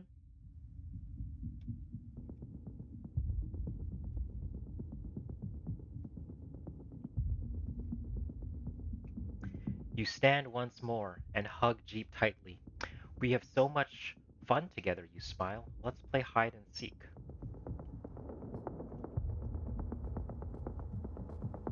Suggest that Jeep hide in the shed with the moped.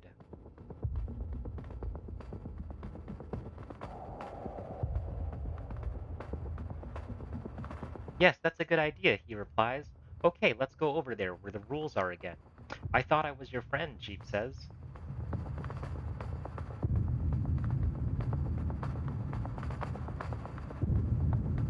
You are my friend. Now go hide in the shed, and I'll come join you in a bit.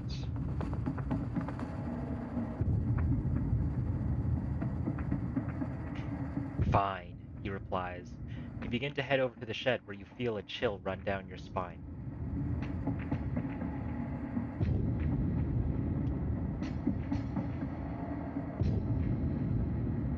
No regrets about this.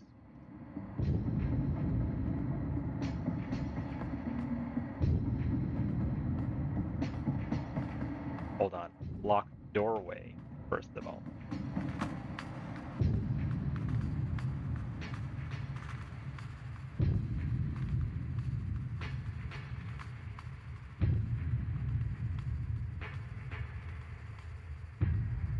That's for letting my friends kill me.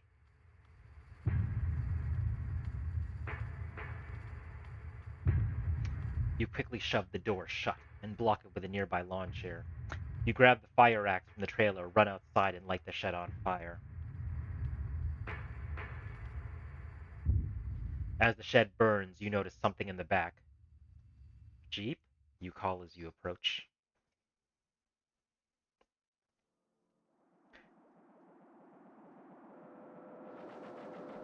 The smoke clears and you find a small figure in a beanie cap. The child has been scalped, and the hair has been used to create various items of clothing for the child.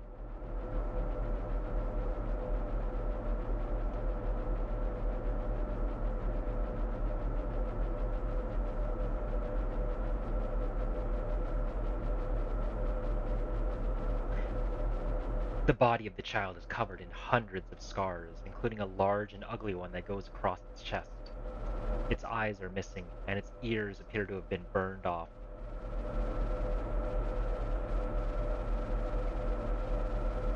Is this Jeep? Inspect if this child is Jeep.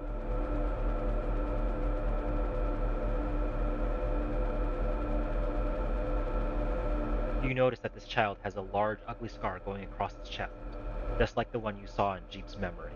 Well, I guess this is Jeep. I think we burned Jeep alive. Good job, us.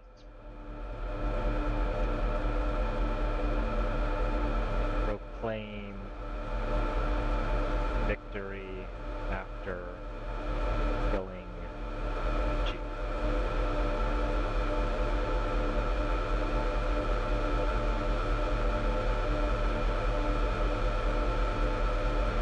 You drop to your knees. I can't find him. He got away.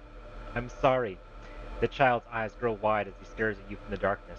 You can see me? I'm so confused. Who is this child? And why can they see me as a ghost? Oh, I see them as a ghost. Please tell me how to save him. I need to know how I can fix him. The child's eyes dart from side to side and he begins to shudder.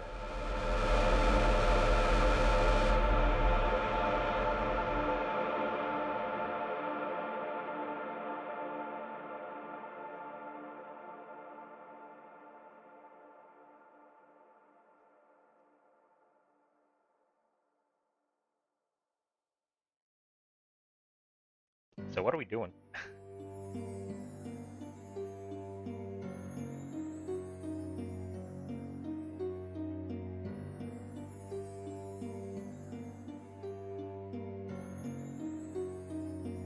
Back away slowly.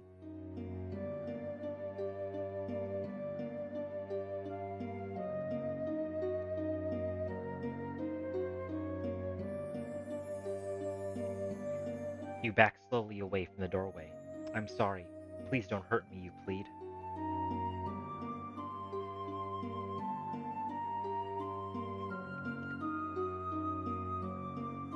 You hear the sound of fingers nervously picking at a loose nail. I can't find my way out, you say. No one can. You're stuck with me. Oh no, are we trapped with Jeep in eternal purgatory? Is that what's going on? Is this the situation?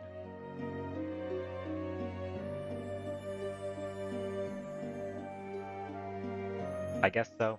I guess it is Jeep's ghost.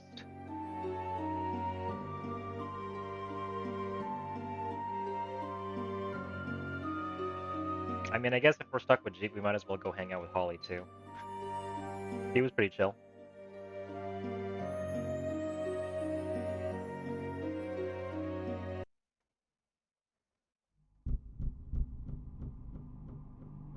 What? You pull your knees up to your chin and rock back and forth. I'm sorry, I tried. You did good, kid. You're a real survivor, kid. How does this relate to hanging out with Holly? You stare at the small fire as it looks away at the front seat of the Chevron. It feels just like it did on Christmas night when your mom would give you something special from behind the counter. What alternative storyline did we just unlock here? As the fire eats away at the soft furnishings and the scent of burning flesh fills your nostrils, you can only hope that you get out of this alive. Were we in another fire as a child? Are we flashbacking right now?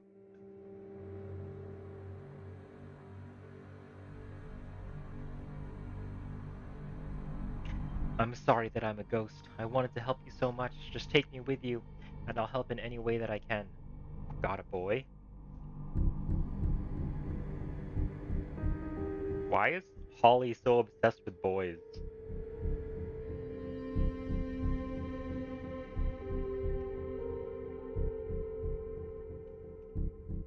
Yes, I do.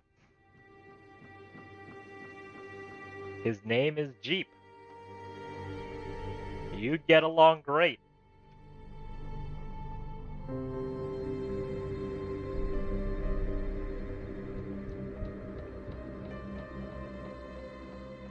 A boy? Yes, he's just like you. How old? He's 5. What does he look like? He's blonde and blue-eyed. I mean, I thought he didn't have any eyes, and that was the point, but sure. How do you know he's just like me? Because we have the same birthday. You quickly brighten at this piece of information. His name is Jeep. I'm confused. Is Holly telling me about him, or am I telling Holly about Jeep?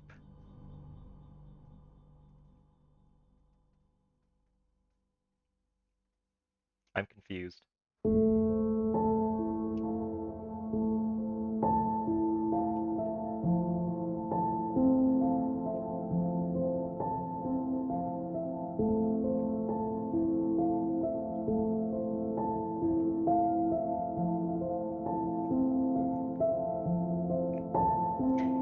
You spend your remaining days hanging out with both the child ghosts until one day you notice that the fire has been pushed back enough for the doorway to no longer be blocked. Were we were the 3 ghost children trapped inside of a burning building for some reason?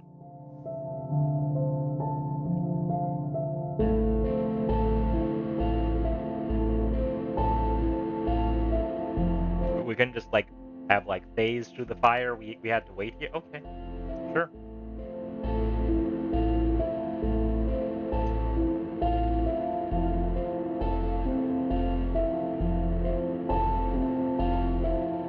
I'm just gonna exit the doorway with Holly and Jeep.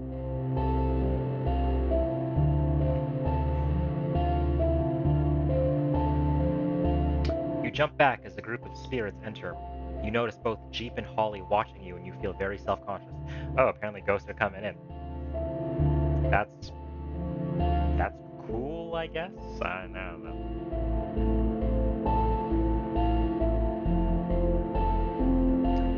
All right, where are we going from here? I'm now a self-conscious 10-year-old ghost, hanging out with my ghost friends Jeep and Holly. I mean, I don't know if Holly is really my friend. I feel like she might hate me because of the whole hitting her with a bat unprompted. Ascend with them to the afterlife? Sure. Ascend with Jeep and Holly to the afterlife.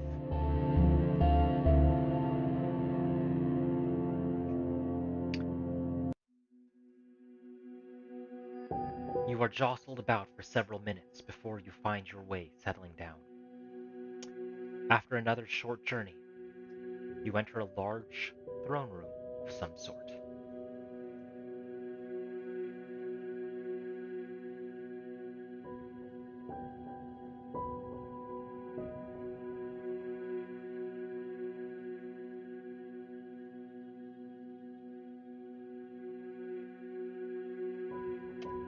Look around the throne room.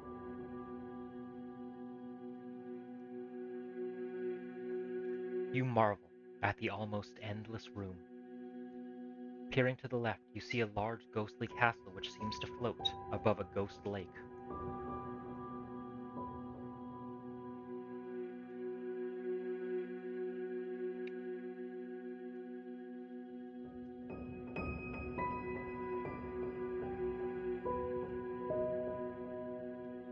Take a look to see if there's anyone else around. Yes, the AI is definitely going to tell us what the afterlife is like. You notice a small ghost reading a book. She appears to be around your age. She has long blonde hair and pale skin. Hi, you say. Oh, hi, she responds without looking up.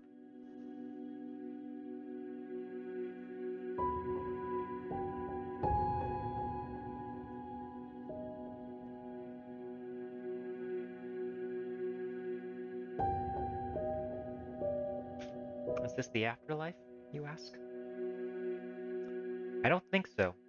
I was reading that in Purgatory, that in the Purgatory is a place where people go before they ascend. Do you know what happens after ascension? No, I don't. Okay, so we're hanging out in Purgatory.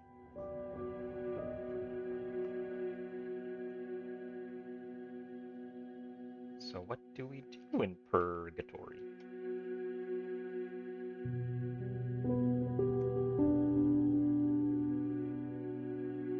Nothing much. Wait. Sounds pretty boring. I guess we're just chilling here in Purgatory until it's time to ascend. I mean, wait in Purgatory until it is time to ascend. We can just gonna speed travel through that waiting. That was only a couple days. That's handy. After a few more days, the doorway appears again, this time with two ghosts entering. Hi, I'm Annie. What are you supposed to be? I'm a ghost, you say. Annie, she's back. I don't know what you really say to that when someone tells you it's like, I'm a ghost. I'm assuming everybody's a ghost. We're in purgatory. So I feel like that just fits, you know? Cool, she responds. What's your name? I don't know. You don't know? How can you be a ghost if you don't know? You're right. My name is Billy Jason Frenado.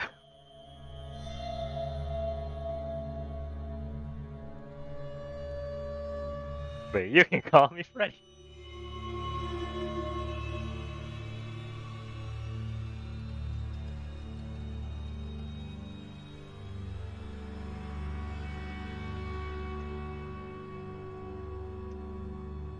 I'm not supposed to tell you that. Why? Who is Freddy to you? It's a nickname. My name is Annie. What do you want to be called then?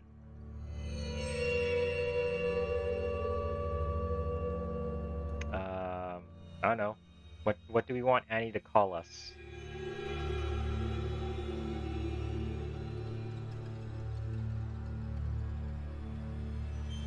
You can call me. I don't know. What is our ghost name? What's our ghost name? Chat, give me a ghost name.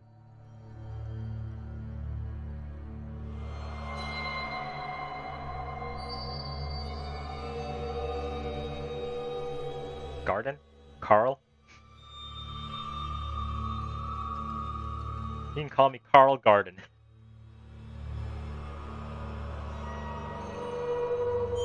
Carlton. I'm not allowed to tell you that either, she says. Why not? It's a secret. What is? The show. I have to go now. See ya. That was cryptic. That was so unbelievably cryptic. I guess we'll just continue waiting in purgatory.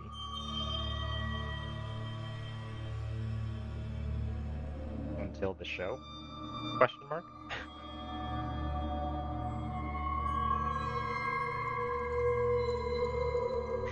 You spend the next 3 or 4 days in purgatory until you start to get hungry. The spirits continue to pass through, but now you only watch them as you seem to disappear at random times. Or as they seem to disappear at random times. Okay. Man, purgatory is boring. Not a lot to do in purgatory.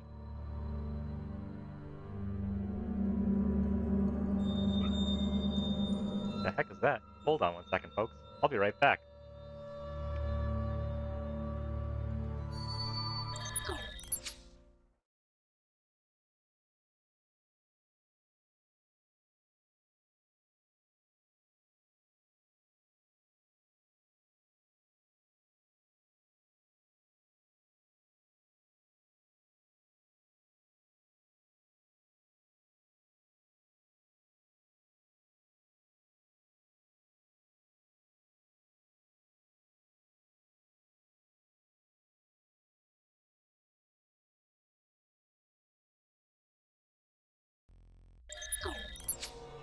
Okay, I'm back. Sorry about that, folks. So apparently there was an issue that had to be dealt with involving a giant spider. Anyway, on to what we're doing here. Read the book? Okay. Read. What was her name? Oh, I think we actually ever knew what her name was.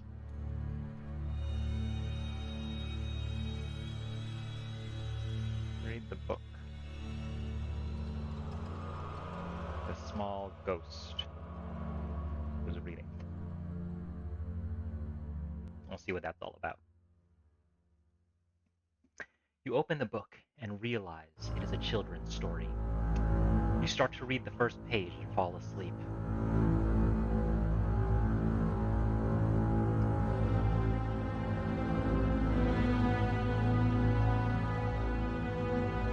What are you doing? Small Ghost asks.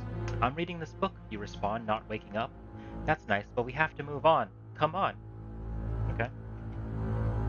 Move on with the Small Ghost.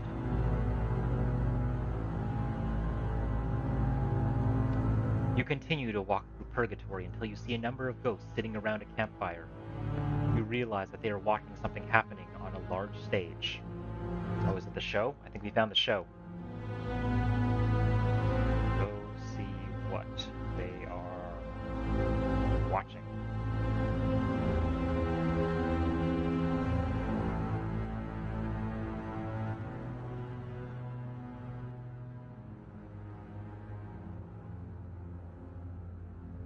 You walk up to the edge of the crowd and watch as a man with long, sandy hair, dressed in a duster and boots, and a bandolier starts to play.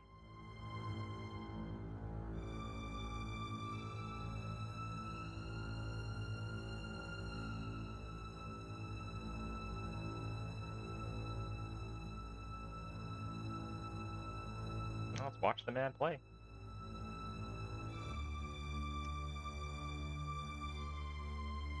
The man plays a number of songs, and the ghosts seem to enjoy them. They clap at the end of each song and yell out requests. The man nods and starts playing another song. Who is that man?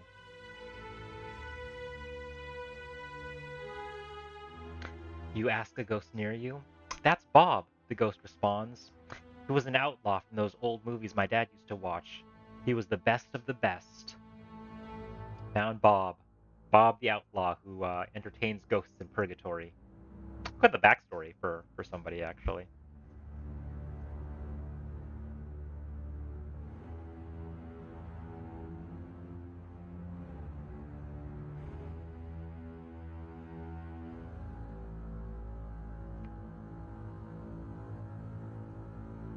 Do we give Bob a request to play? I know. Play Stairway to Heaven. You yell at Bob.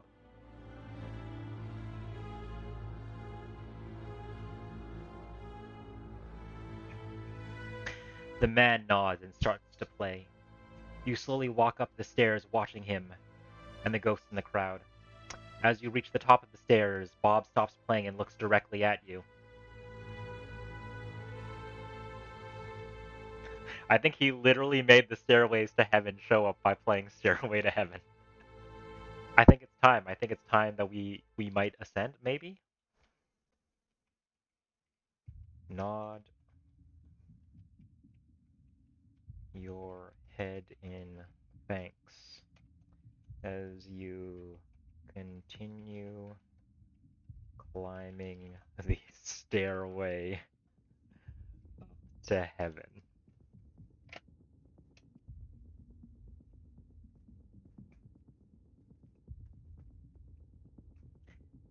He nods his head and continues to watch you. At the top of the stairs is heaven. There is a door to the right, and you slowly walk up to it. It opens as you approach, and you walk through.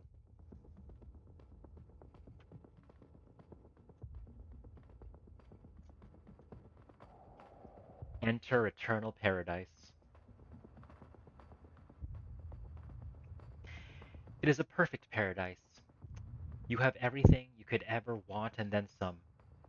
There is a small tree with golden apples hanging from it, and a river running through the middle of the island. Well, guys, we made it to heaven. That's pretty sweet. Considering that was definitely not what we set out on this whole thing to begin with. I'm gonna check to see if Holly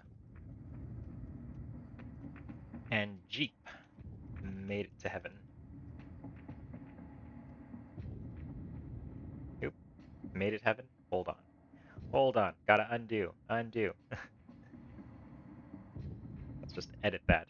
Made it to heaven. To heaven.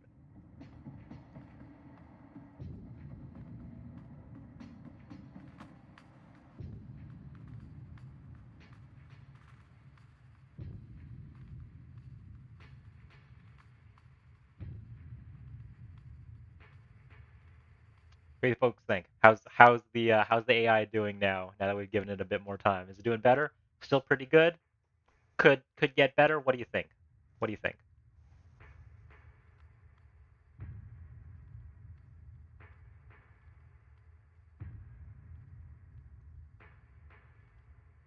I'm enjoying it. I think it's pretty good.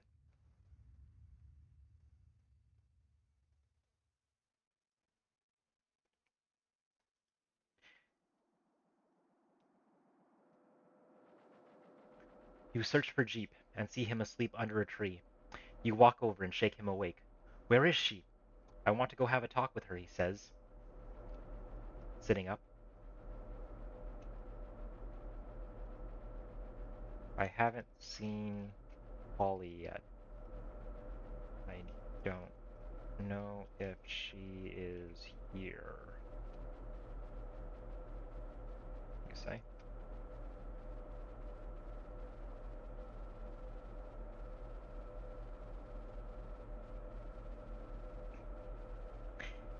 He angrily looks around, and then you spot her on the riverbank. She is slowly turning into a snake.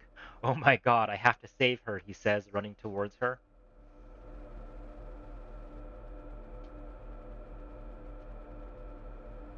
I'm just gonna watch the scene unfold.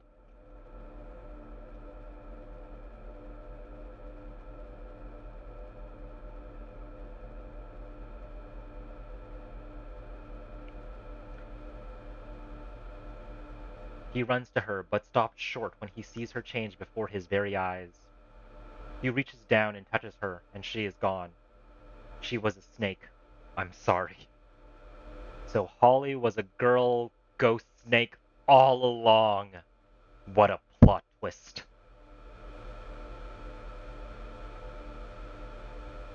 Well, only one other thing to do.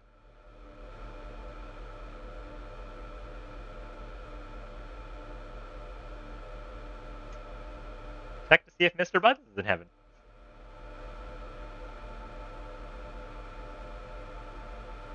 You see Mr. B and see him sleeping on a tree branch. You wake him up and he smiles at you.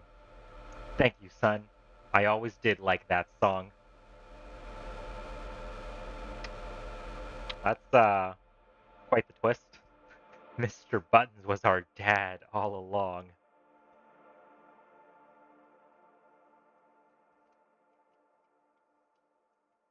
Well, since we're here, we can rest peacefully in heaven.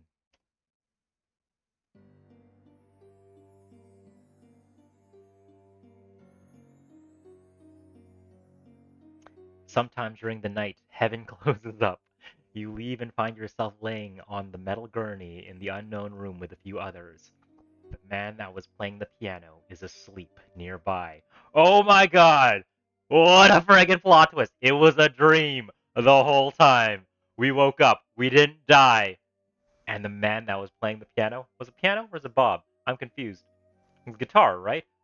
Bandolier? I don't know what instrument that is. But I think the implication here is that we didn't actually die and all that stuff with heaven didn't actually happen. It was all a dream.